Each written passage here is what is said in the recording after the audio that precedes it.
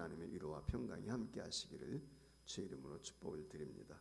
오늘 여기 본문 5절 말씀에 보면 제자들이 믿음을 더해달라라고 하는 그런 요청을 한 모습을 볼 수 있거든요. 우리에게 믿음을 더하소서라고 하는 것입니다. 사도들이 주께 여짜오되 우리에게 믿음을 더하소서 그랬어요. 자, 예수님 당시 우리가 이미 익히 많이 들어서 잘 알고 있습니다.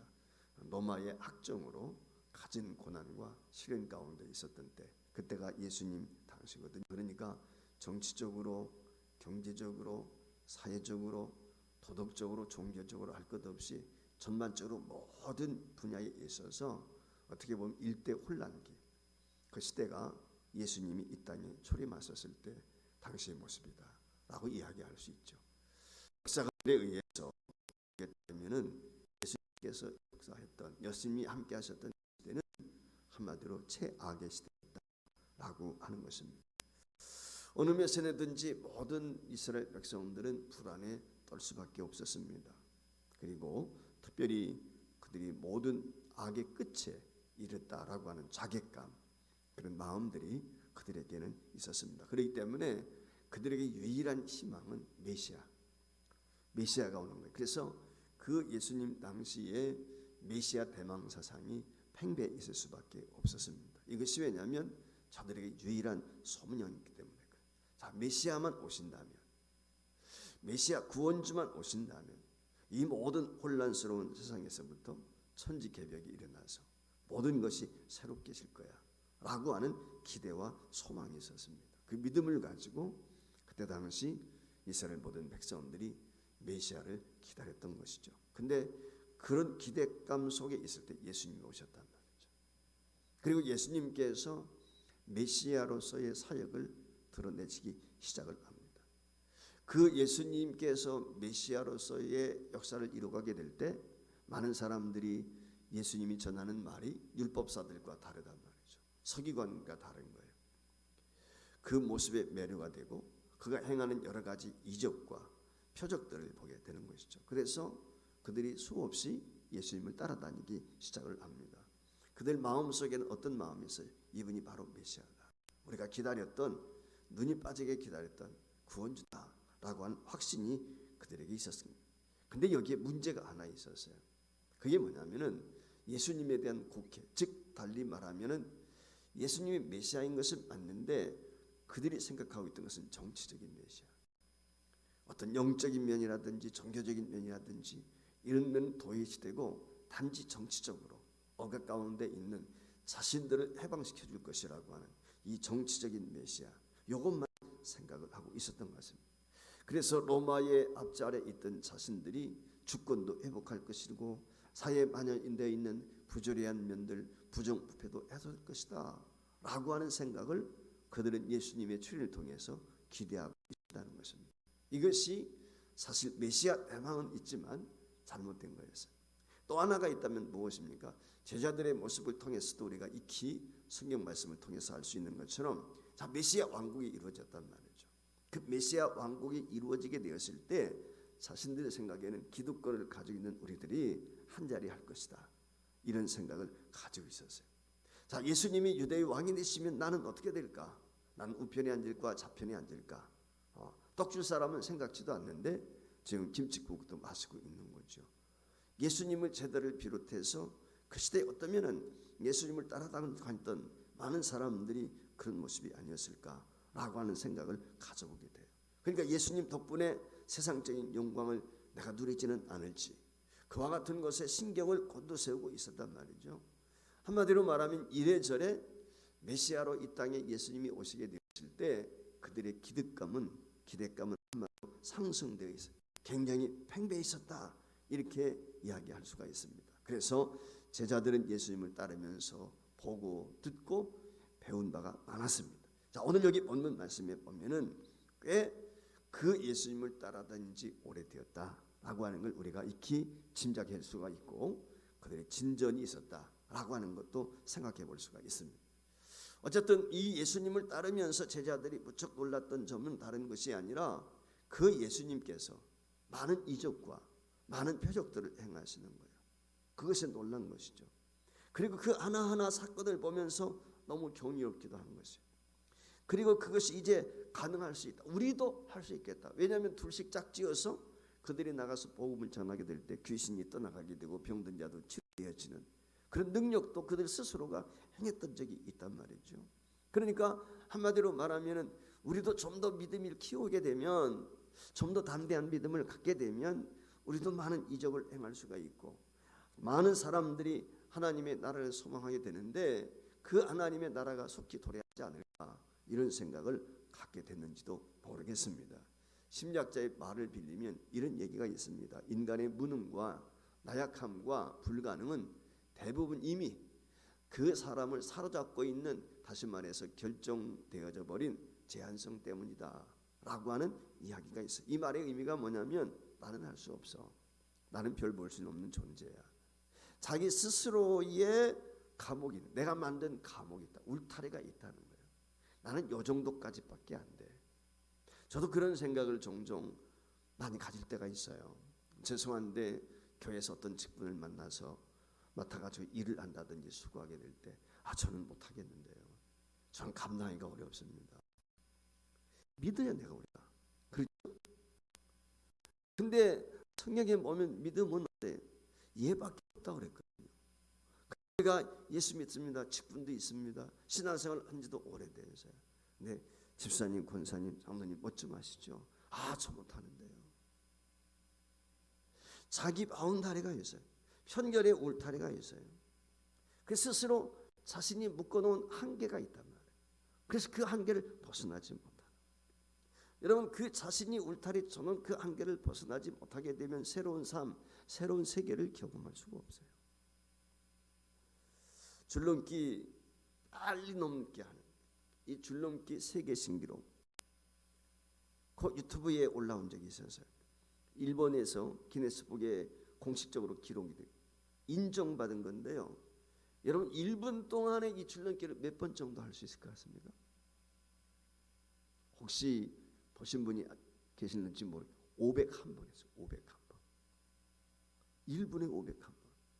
그럼 여러분 60초가 1분이니까 1초당 몇 번 줄넘기를 해야 될까요? 이게 가능할까 생각이 드는데요. 8.3회를 해야 돼요. 8번 이상을 돌려야 돼요. 1초에. 이게 가능할 것 같아요. 그런데 이게 진짜 공인받았어요. 그게 사실이에요. 거짓이 아니고. 놀랍지 않습니까? 그래서 역사적으로 유명한 말이 있지 않습니까? 이제 동계올림픽 베이징 동계올림픽도 곧 열리게 될 텐데 올림픽에서 하는 얘기가 뭡니까? 기록은 깨지기 위해서 존재한다. 그런 얘기가 있지 않습니까? 맞는 얘기죠. 그런데 1864년에 1마일, 그 1마일을 사람이 몇 분의 속도로 달려갈 수 있을까라고 하는 게 나왔어요. 1마일은 1.6km 아니겠어요? 그 1.6km를 달리는데 몇 분 정도는 완주할 수 있느냐라고 하는 것입니다. 근데 1864년에 그 1600m죠. 1.6km니까 그것을 몇 초에 달렸냐면 4분 50초. 5분이 안 되는 거예요. 굉장히 빠른 거죠. 4분 50초에 완주를 했어요. 1.6km를.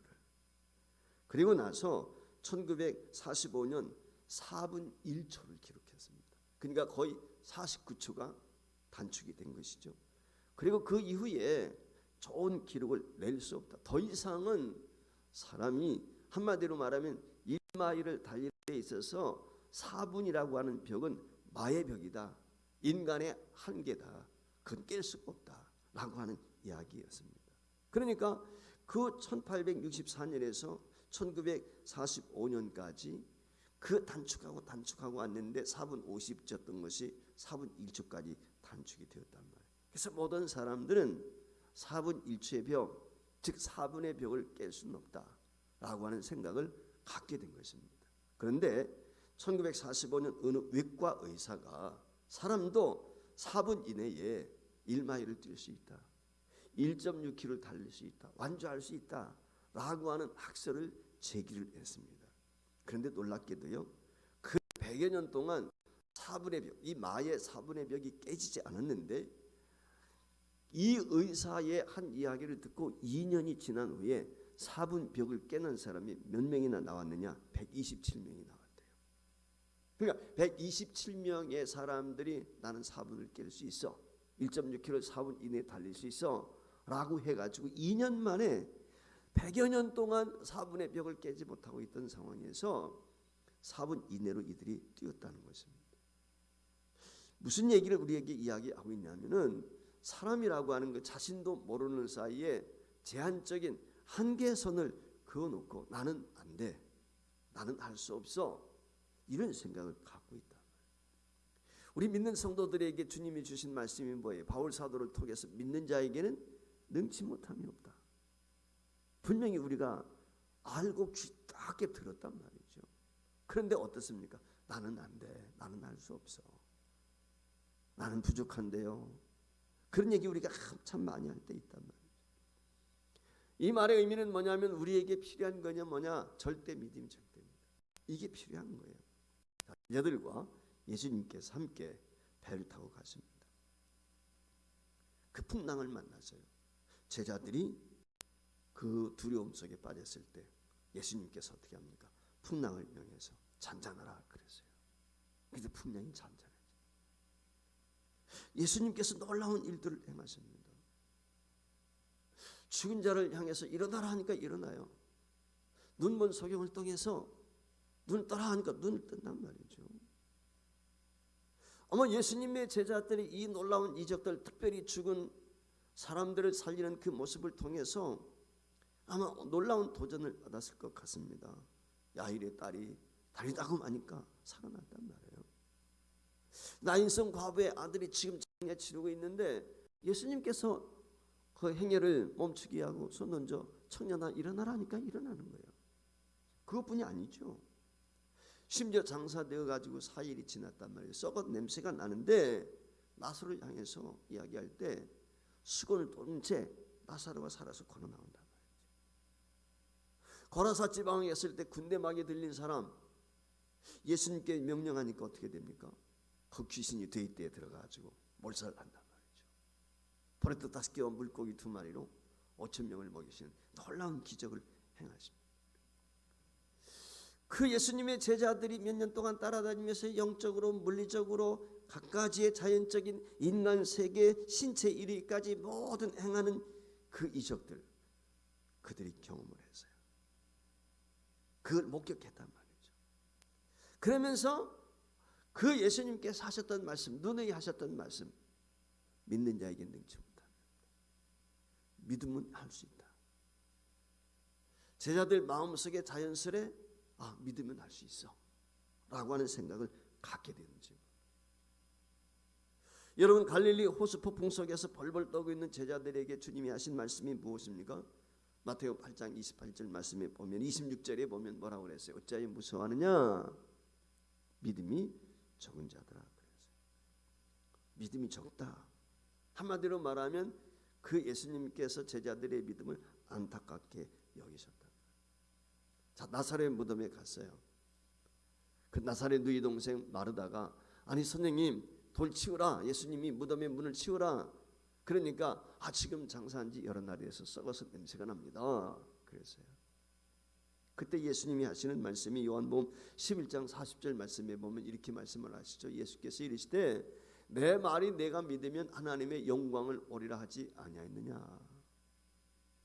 너는 믿기만 하면 돼. 한마디로 말하면 그거예요. 그러니까 예수님이 행하신 모든 것은 가능한 역사를 이루는데 그것이 뭐예요? 믿음이란 말이죠. 예수님의 제자들이 그 예수님을 따라다니면서 그걸 다 목격을 했어요. 확인을 했어요. 그래서 제자들도 나도 저런 이적과 표적을 행할 수 있는 믿음이 필요하겠구나. 그래서 오늘 여기 5절에 나와 있는 것처럼 예수님의 제자들이 이구동성으로 하는 말이 우리에게 믿음을 더해주세요 라고 하는 이야기. 지금 믿음을 더하라고 하는 이 말의 의미 속에는 자기들 나름대로 믿음이 있다는 걸 고백하고 있는 거예요. 그 믿음이 작은 믿음이라 할지라도 내게 믿음이 있는데 그 믿음에 믿음을 더해서 당신과 같이 오늘 우리도 이적을 행할 수 있도록 큰 믿음을 주세요. 그 얘기거든요. 그러니까 제자들 지금 생각에는 자기들 스스로가 믿음이 있다. 라고 스스로 인정을 하고 있는 것입니다. 다만 기적을 행하는 큰 믿음이 없는 거예요. 그래서 큰 믿음을 달라는 것입니다. 즉 이 말의 의미는 뭐냐면 내가 믿음은 있는데 내 믿음이 이적을 행한다든지 역사를 이루는 데는 불충분하다라고 하는 것이죠. 달리 말하면 믿긴 믿지만 시험을 당하게 되면 제자들이 어떻습니까? 쓰러지기 일쑤였단 말이죠. 실족하기 일쑤였어요. 사건을 만나면 꼼짝하지 못합니다. 두려워 떱니다. 이 점을 알고 좀 더 큰 믿음을 가져야 되겠다, 이런 생각을 제자들이 갖게 된 것이죠. 어떻게 보면 예수님의 관점에서 보면은 야, 믿음을 더해달라, 내 믿음을 키워주세요라고 하는 이야기를 듣게 되었을 때 기특하다. 아마 그런 생각이 충분히 들지 않았을까라고 하는 생각. 동시에 제자들은 이 믿음이 자신들의 노력으로 얻어지는 것이 아니라는 것도 이미 알고 있었습니다. 사실 이게 굉장히 중요하거든요. 믿음의 위대성, 그것은 내가 발버둥 친다고 내가 노력한다고 되는 게 아닌 것, 예수님의 제자들은 이미 깨닫고 있는 거예요. 내가 노력해서 믿음이 자라는 것이 아니구나 라고 하는 이런 생각을 했기 때문에 예수님 앞에 지금 우리에게 믿음을 더해달라, 즉 믿음이라고 하는 것이 제자들의 관점에서 볼 때 아, 이게 선물이 맞구나 라고 하는 생각을 갖게 되었다는 거예요. 이 말의 의미는 달리 말하면 내 의지나 내 노력이나 내가 힘을 쓴다고 해서 믿음이 생기는 것이 아니구나 라고 하는 걸 그들이 익히 알게 된 거예요. 그래서 세상이 믿을만하게 돌아가고 환경이 바뀐다고 해서 더 나아가서 믿음이 생기는 것도 아니고 상황이나 조건이 믿음을 만드는 것도 아니다 라고 하는 것을 제자들은 나름대로 판단한 기준이 있었단 말이죠. 그러니까 적어도 제자들은 믿음을 위해서 필요한 것이 있는데 그게 뭐냐? 하나님의 절대적인 은혜. 하나님의 은혜가 없이는 믿음이 생길 수 없다 라고 하는 것을 그들이 인식하고 있었다. 오늘 이게 굉장히 우리에게 중요한 것이죠. 내가 하나님 앞에 나갔을 때 그 믿음이 내 믿음이 아니라 하나님이 주시는 선물이다, 이걸 인식하는 것이 우리에게 중요한 것입니다. 그걸 알았기 때문에 지금 제자들이 예수님께 우리에게 믿음을 더해주세요 라고 요청을 한 거예요. 그 요청에 대해서 우리 주님이 어떻게 대답을 하십니까? 그 대답이 두 번째, 너에게 겨자씨만한 믿음만 있어도 너희가 놀라운 일을 할 수 있다 라고 이야기해요. 여기 보면은 예수님의 제자들의 요청과 예수님의 답이 달라요. 뭐가 다른 것 같아요? 차이점이 뭔 것 같아요? 이걸 발견하는 게 오늘 관건이에요. 예수님의 제자들이 우리에게 믿음을 더해주세요 라고 하는 것하고 예수님이 오늘 여기 말씀하고 있는 겨자씨 믿음, 여기 차이점이 무엇이 있을까? 자, 6절 말씀 화면에 같이 읽으시죠. 주께서 이르시되 너에게 겨자씨 한 알만한 믿음이 있었더라면 이 뽕나무더러 뿌리가 뽑혀 바다에 심겨라 했을 것이요 그것이 너에게 순종하였으리라. 자, 여기 말씀해 보세요.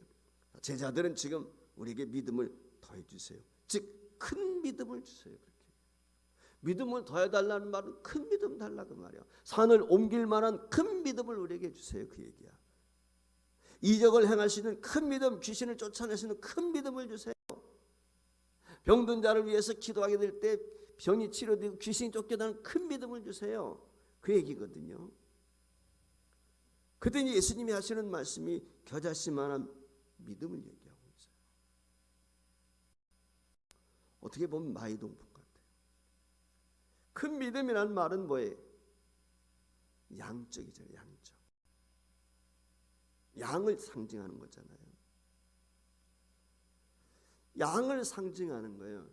근데 여러분 겨자씨는 뭐예요? 본질을 이야기하는 것입니다. 여기에 차이가 있는 것입니다. 양적인 질문에 대해서 예수님은 본질적으로 지금 대답을 하고 있는 것입니다.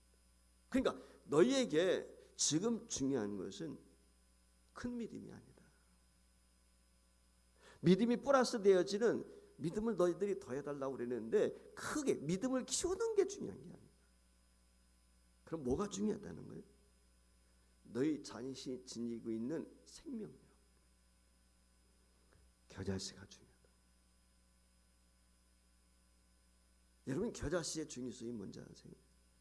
크지 않아요. 작아요. 뭔지만 해요. 겨자씨 이세를 가보신 분들은 알아요. 얼마나 작은지. 우리나라에 참깨 알만해. 참깨. 그렇게 인식하시면 돼요. 그렇게 작단 말이에요. 근데 오늘 주님이 이 겨자씨만한 믿음만 있어도 너희가 이 산더러 바로 옮겨져라 그러면 된다는 거예요. 그러니까 이 겨자씨라고 하는 것은 근동 지역에서 가장 작은 씨, 이걸 상징적으로 이야기하는 거예요. 그 티끌만한 아주 작은 것, 근데 중요한 게 있단 말이죠. 겨자씨 심으면 어떻게 돼요? 싹이 나요. 숲을 이뤄요. 새들이 와서 거기에 기숙한다. 이유는 하나, 생명이 있다는 거예요. 보잘것없는 겨자씨, 티끌만한 겨자씨인데 그 안에 생명이 있단 말이죠. 그래 파종을 하게 되면 그것이 싹이 나고 열매를 맺는다. 예수님께서 오늘 제자들에게 요구하는 것이 뭐냐면은 믿음의 크기 아니에요. 우리가 믿습니다 이게 중요한 게 뭐냐면 큰 믿음 이게 중요한 게 아니라 믿음의 본질이 뭐냐,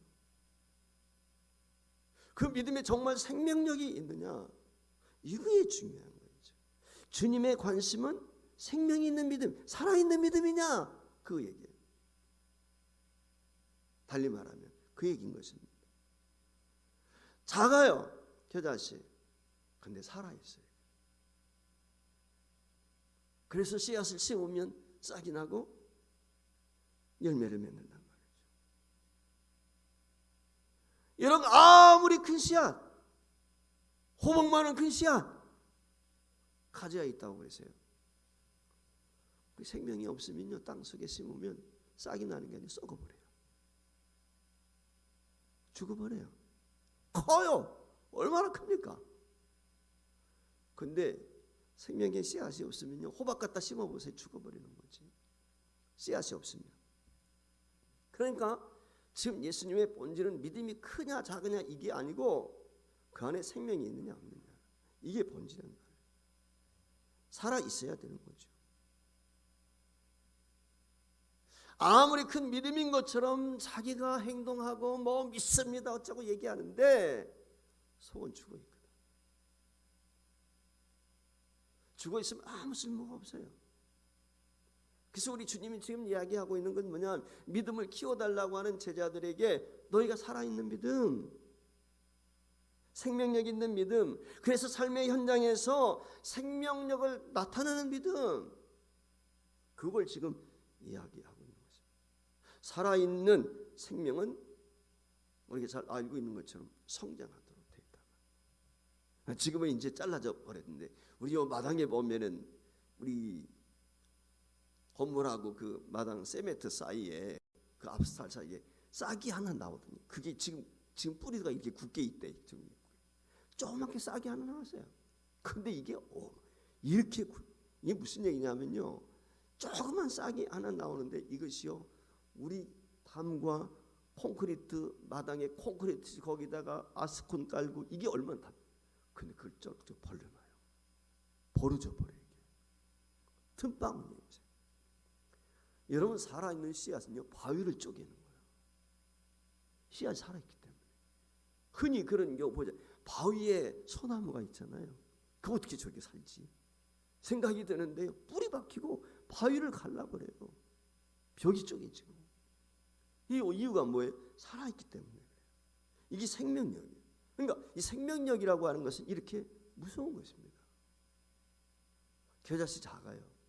근데 살아있다는 거예요.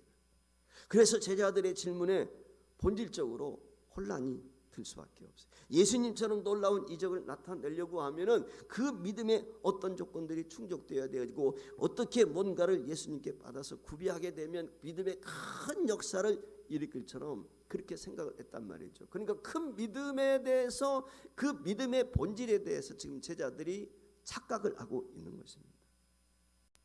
그러니까 조금 전에 앞서도 말씀드렸지만 믿음이 뭡니까? 믿음이라고 하는 것은 인간의 의지나 노력이나 또는 수련을 통해서 성취할 수 있는 것이 아니란 말이죠. 이 말의 의미는 뭐냐? 믿음은 관계성입니다. 달리 말하면 하나님과의 관계예요. 너희가 내 안에, 내 말이 너희 안에 거하면 무엇이든지 구하라. 그러면 이루어진다. 여기 전제 조건이 있어요. 기도 응답에. 너희가 내 안에 거하고 내 말이 너희 안에 거하고. 이게 전제 조건이거든요. 그러니까 어떤 외형적인 조건이 없어도 하나님과 나와의 관계가 생명의 관계. 그렇죠? 포도나무에, 예수님이 나는 포도나무에 너희는 가지라 그랬어요. 가지가야 아무리 못치고 우람해도요 나무에 붙어 있지 않으면 열매가 없어요. 중요한 건 뭐냐면 보잘것없는 나무까지 할지라도 원줄에 붙어 있어야, 나무에 붙어 있어야 해요. 그래야 가지가 영양을 공급받고 꽃을 피고 열매를 맺을 수 있는. 가지 스스로는 안 되는 거예요. 줄기에 붙어 있어야 되는 거예요. 어떤 외형적인 조건이 없어도 오늘 저와 여러분이 예수님과의 관계, 그 하나님과의 생명의 관계가 형성되어지고 그 관계를 통해서 하나님께서 일하시면 거기에 믿음의 역사가 나타나는 거예요. 거기에 이적이 있단 말이죠. 12년 동안 혈류병으로 고생하던 여인이 예수님이 길을 가게 될 때 몰래 뒤로 와가지고 예수님 옷가를 만지게 되죠. 그 예수님 옷가를 만지게 되었을 때 이 여인이 그 12년 동안 고생했던 질병으로부터 자유함을 얻게 됩니다. 그때 예수님께서 누가 내 옷 만졌느냐 라고 하면서 뒤돌아보게 되었을 때 이 여인이 이실직고를 하게 되지요. 그 이실직고 하게 되었을 때 그 여인이 12년 동안 혈류 근원으로부터 나음을 받고 자유함을 누리게 되었던 것이 뭐냐면 그의 믿음 때문이라는 거예요. 그 예수님이 칭찬하시죠. 그래서 마가복음 5장에 보면은 이렇게 기록이 되어 있습니다. 마가복음 5장 30절 31절에 예수께서 그 능력이 자기에서 나간 줄을 곧 아시고 스스로 아시고 무리 가운데 돌이켜 말씀하시되 누가 내 옷을 떼었느냐 하시니 제자들이 여짜오되 우리가 예호사 믿는 것을 보시며 누가 내게 손을 대었느냐 물으시나이까 하되 예수께서 행한 여자를 보려고 둘러보시니 여자가 자기에게 이루어진 일을 알고 두려워하여 떨며 와서 그 앞에 엎드려 모든 사실을 여쭈니 예수께서 이르시되 딸아 내 믿음이 너를 구원하였으니 평안히 가라 내 병에서도요 건강할지어다. 할렐루야. 사랑하는 성도 여러분, 이 사건은 한 여인이 예수님에 대한 믿음, 예수님을 믿고 그 믿음에 따라 예수님의 옷가를 손을 댔단 말이죠. 다른 거 한 적이 없어요. 여인이 뭐 내가 믿습니다 뭐 소리 지르고 뭐 이런 게 없어요. 단지 그 외롭고 어떻게 보면 부끄럽고 이 유출병 환자는 많은 사람들 앞에 나타날 수가 없단 말이에요. 부정하니까. 그러니까 몰래 와가지고 지금 예수님 옷감 만지고. 근데 중요한 건 뭐냐면 이 여인의 마음속에 그 여인의 믿음 속에 겨자씨만한 믿음 이게 있었다는 거예요. 즉 죽은 믿음이 아니라 살아있는 믿음이 있었다는 거예요. 생명의 씨앗이 이 여인의 믿음 속에 있었다는 거예요. 그 생명의 씨앗을 보시고 하나님께서 역사하시고 내가 믿습니다 떠벌려서 되는 게 아니란 말이에요. 아무도 드러나지 않지만 그런데 이 여인의 믿음은 하나님이 기억하고 있는 거예요. 그러므로 비록 겨자씨 같은 작은 믿음이라 할지라도 중요한 건 뭐냐면 하나님과의 올바른 관계가 되어 있는가. 제일 중요한 게 이거예요. 하나님과의 관계 철저입니다. 하나님과 관계가 제대로 되어 있지 않으면 남들이 볼 때 믿음이 좋은 것 같아. 남들이 볼 때 열심히 기도하는 것 같아. 남들이 볼 때 대단한 것 같아. 근데 역사가 없어요. 하나님이 인정을 안 하니까. 하나님이 인정하는 거예요. 이 생명의 관계가 형성되면 하나님께서 놀라운 역사를 행하신다. 그래서 오늘 제자들에게 중요한 믿음의 크기가 아니라 큰 믿음이 아니라 겨자씨만한 믿음, 생명력 있는 믿음, 살아있는 믿음, 즉 하나님과의 관계, 그걸 지금 예수님이 설명을 하고 있어요. 그러면서 세 번째, 이게 참 중요한데 예수님께서 하나의 예를 들거든요. 비유를 들고 있어요. 그게 뭐냐면 세 번째, 스스로 너희들이 종인 것을 자각해야 된다 라고 하는 걸 지금 여기 얘기합니다. 자, 예수님께서 언제나 어떤 천국에 대한 복음을 이야기할 때 철학적으로, 과학적으로, 학적으로, 지식적으로 이렇게 설교하지 않았어요. 비유를 통해서 듣는 사람으로 하여금 아주 쉽게 이해할 수 있도록 그렇게 말씀을 하셨단 말이에요. 근데 오늘 여기 본문 말씀에 보면은 지금 예수님께서 믿음을 달라는 제자들에게 결하실 만한 믿음, 살아있는 믿음, 하나님과의 관계가 중요한, 이건 이해가 되는 것 같아요. 거기까지는. 그런데 갑자기 지금 종에 대한 이야기를 한단 말이에요. 여러분, 겨자씨와 종과 무슨 관련이 있을까요? 여기? 그렇지 않습니까? 우리가 생각할 때. 근데 예수님은 오늘 종에 대한 이야기거든요. 근데 실상은 오늘 이게 결론이에요. 이게 핵심이에요. 이 종이 중요한 거예요. 그것도 무익한 종. 그러니까 그 겨자씨에 대한 결말, 그것은 무엇으로 끝납니까? 무익한 종으로 끝나는 거거든요. 자, 오늘 여기 본문 말씀에 보면 주인이 밭에 나가서, 참 종이 밭에 나가서 하루 종일 일합니다. 하루 종일 일하고 돌아와서 지치죠, 피곤하죠. 근데 집에 들어왔더니 어떻게 해? 주인이, 야, 너 씻고 가서 밥 먹고 쉬어. 그러는 게 아니라 뭐라 그래요? 나 배고픈데 너 나 위해서 밥상 차리고 나 밥 먹고 다 끝난 다음에 너도 쉬든지 밥을 먹든지 그래라. 한마디로 말하면 그 얘기예요. 그러니까 지금 밖에서 열심히 수고하고 돌아온 종한테 주인이 하는 말이 내 밥상 차려와. 그리고 나서 너 다음에 식사든지, 한마디로 말하는 거예요. 근데 이게 종의 본분이라는 거예요. 이게 종이에요. 예수님 당시에 종이 이랬단 말이에요. 근데 주님께서 종으로서 제자들에게 주시는 말씀이 뭐냐면, 내 자아의식은 내가 어떤 생각을, 내가 종이다. 종은 자기 주장이 없어요. 종은 자기 주장이 없어요. 내 것이 없어요. 종은 생명도 내 것이 아니에요. 내가 가진 재산 내 것이 아니에요. 다 누구 거예요? 주인의 것이. 주인에게 소속된 거예요. 모든 것이 다 주인 것입니다. 내 것은 아무것도 없습니다. 오늘 이야기가 무엇일까요? 바꿔 말하면 나의 믿음으로 뽕나무를 옮긴 게 아니라는 거예요. 비록 내가 믿음을 통해서 나무들을 향하여 저 바다를 옮겨져라 라고 했다 할지라도 그것은 겨자씨는 자꾸 보잘것없는 나라고 하는 존재, 나는 연약한 존재라고 하는 것을 잊어버려서는 안 된다. 내가 대단한 인물인 것처럼 착각하지 말라는 거예요. 왜 교만합니까? 교만은 패망의 선복이잖아요. 망하는데 앞잡이에요. 교만이. 교만해서 망하는 거예요. 사람. 떨어지는 이유도 교만해서 떨어지는 거예요. 오늘 우리가 이 점을 잊지 말아야 돼요. 그 역사가 자신을 인해서 일어난 것처럼 나를 앞세우는 순간 어떻게 돼? 우리는 하나님으로부터 버림받는 거예요. 하나님이 하신 거예요. 하나님. 역사도 끝나는 거예요. 이 점을 우리가 잊어버리면 안 돼요. 내가 행함처럼 착각하는 순간 생명력을 잃게 되죠. 생명이 끝나는 거예요. 오늘 예수님이 말하고 싶은 것이 바로 여기에 핵심이 있습니다. 겨자씨 믿음으로 큰 역사가 이루어져도 여러분 겨자씨가 복수가 될 수 있겠어요? 배가 될 수 있겠습니까? 안 되는 거예요. 겨자씨는 언제나 겨자씨예요. 작은 거예요. 이게 중요해요.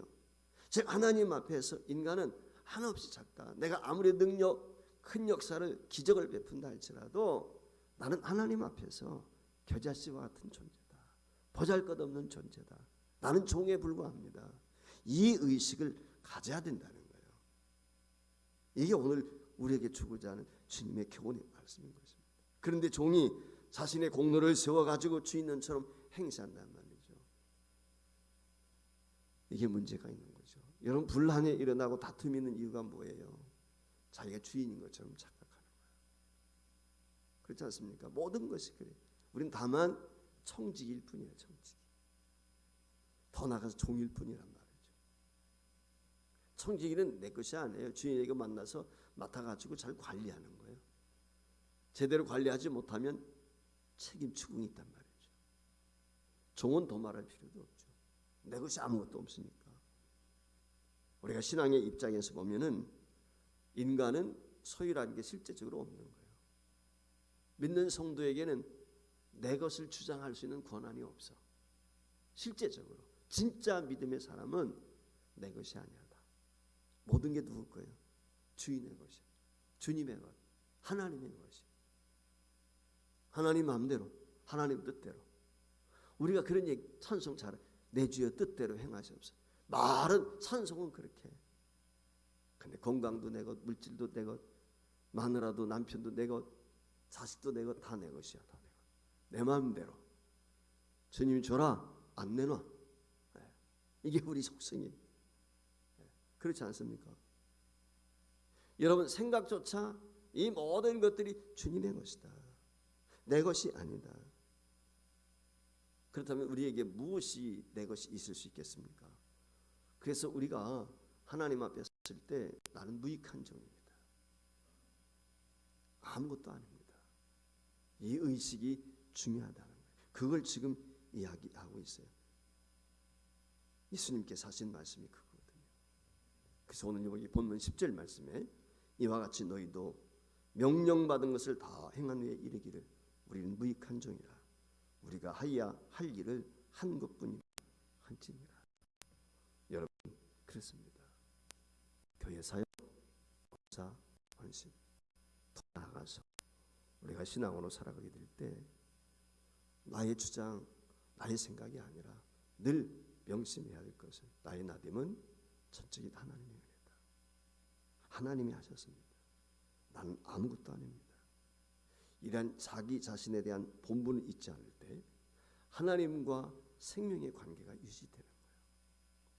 이 관계를 망각하게 되면 생명의 관계가 끊기는 것입니다. 이 점을 우리가 명심해야 돼요. 이게 거기 속에서 믿음의 역사예요. 가장 어리석은 사람이 누굽니까? 이 땅에 살면서 가장 어리석은 사람은 자기 본분을 망각한 사람. 자기 본분을 망각한 사람처럼 어리석은 사람이 없어요. 이 본분을 망각하게 되니까 교만하게 되고 자만에 빠지게 되고 결국 망하게 되는 거죠. 여러분 가장 무능한 사람이 누굽니까? 생명 없는 믿음을 가지고 내가 믿음이 있는 것처럼 착각하는 거예요. 죽은 믿음인데 죽은 믿음은 모양이 아무리 커 보여도 쓸모가 없어요.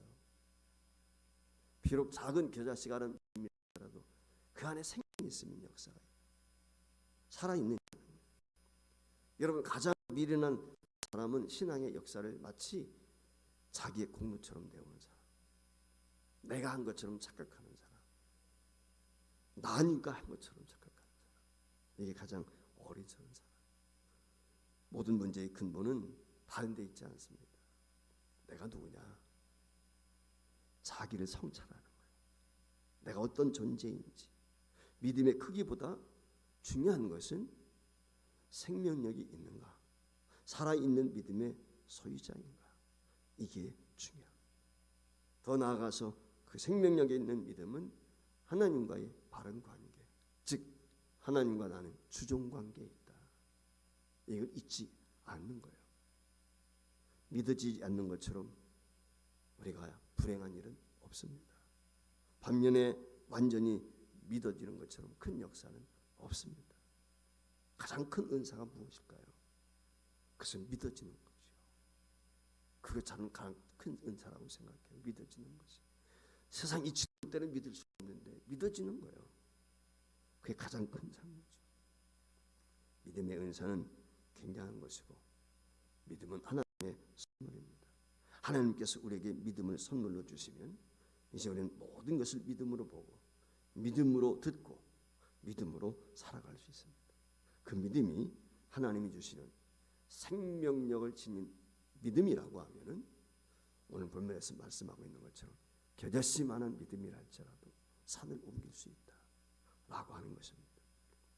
제자들이 믿음을 도와소서라고 하는 이 질문에 예수님은 엉뚱한 것처럼 느끼지만 겨자씨만한 믿음, 이 믿음을 의도적으로 제자들로 하여금 깨닫도록 말씀하셨습니다. 생명력 있는 믿음을 통해서 저와 여러분의 2022년 어떤 일들이 우리 앞에 펼쳐질지 알 수 없지만 하나님 앞에 영광을 드러낼 수 있는 겨자씨 믿음, 즉 생명력 있는 믿음의 소유자가 되시고 동시에 내가 행하는 일들을 통해서 하나님과 나의 관계를 늘 잊지 않고 나는 하나님의 종입니다 라고 하는 이 의식을 가지고 하나님 앞에 귀하게 쓰임받는 한 해가 될 수 있기를 주의 이름으로 축원을 드립니다.